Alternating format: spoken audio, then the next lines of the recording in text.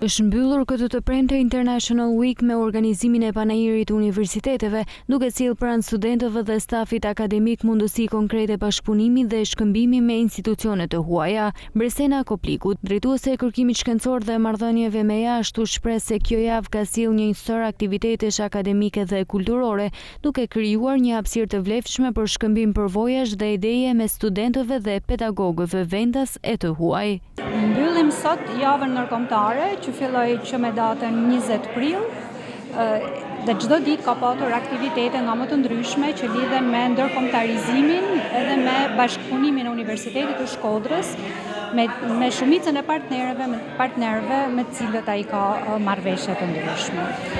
Java ka konsistuar në disa fokus grupe në trajtën e paneleve të fokusuara në rëndësinë e mobiliteteve, rëndësinë që këto mobilitete kanë për shkëmbimet jo vetëm akademike, por edhe shkëmbimet kulturore, si edhe panele që janë fokusuar në tema që lidhen me inovacionin, me startupet dhe me përfshirjen e studentëve në sipërmarrje. Kristina Pitz, përfaqësuese e Universitetit partner nga Fulda në Gjermani, vuri në dukje se bashkëpunimi me Universitetin e Shkodrës është një shembull konkret i ndërtimit të urave akademike dhe i zhvillimit të programeve të përbashkëta.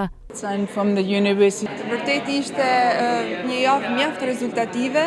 Ne me Universitetin e Shkodrës kemi tashmë 2 vite që jemi pjesë e një marrëveshje bashkëpunimi dhe ishte vërtet kënaqësi. Fokusi ynë i bashkëpunimit është kryesisht tek shkëmbimi i stafit dhe i studentëve, duke u fokusuar më tepër në fushat e studimit të shkencës sociale dhe të administrim biznesit.